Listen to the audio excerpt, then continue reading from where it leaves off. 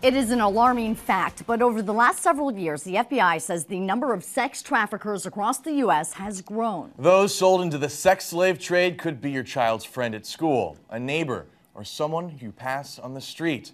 And chances are you probably wouldn't even know it. As our Erin Nichols explains, recognizing a victim can often be as hard as tracking down those who exploit them.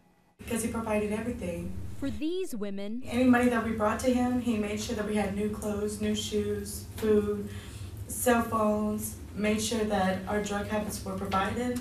Being in the sex slave trade, so he provided everything for us like a father figure, meant saying goodbye to their freedom and entering a world where death was always around the corner. He would hit us. Okay, what would he hit you with? His fist, open hands, poles from the closet that you hang your clothes on, coffee tables, anything that was in reach. They are victims of convicted pimp Glen Dukes. During his trial last month, prosecutors painted Dukes as a Casanova who lured women into his sex trade by promising they would be taken care of, only to then turn violent if they disobeyed him. Glen Dukes is the poster child for human trafficking. A jury sentenced Dukes to 2 life sentences for continuous trafficking of persons. But this story is sadly just one of many. According to the U.S. Department of Health and Human Services, 1/4 of human trafficking victims come from Texas. That's why in 2009, Texas legislators created the Human Trafficking Prevention Task Force to fight the sex trade. The task force combines the powers of local law enforcement and nonprofits to help identify victims and prosecute those responsible. About most crimes are self-reported. Bexar County District Attorney Susan Reed says she's seen the law evolve over the years to protect victims. The laws are recognizing that they are enslaved, and so what they're doing really is under duress. But even after victims come forward, they must be willing to cooperate with law enforcement to put their captor behind bars. And sometimes cases sit for years before going to trial. Police charged former Spurs player Alvin Robertson with sexually exploiting a 14-year-old child back in 2010.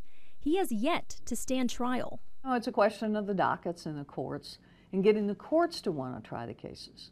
Because they are difficult, they take a long time. I mean, they're very emotional cases too. And after a trial ends, what happens to the victims? We are really trying to develop avenues of sheltering, avenues of how do you start a new life and get away from that. And that's where the nonprofits really come into play. This year, more than 1,000 people in schools were trained under the task force. Next year, EMS workers will begin training. Reed says the solution must first start with helping victims come forward. It takes a lot, and you've got to applaud the victims who are willing to do that. All right, and Erin Nichols joins us now. Erin, now that Nicola Hood is the newly elected Bexar County District Attorney, any ideas if he has any plans to combat sex trafficking? Well, we reached out to Nicola Hood and asked him that very same question. He says he's dedicated to finding solutions to the problems currently facing the system, but did not go into detail. But if you would like to learn more about the task force in our area, you can find that information on our website. Just go to foxsanantonio.com and click on news links. Erin Nichols, Fox News at 9.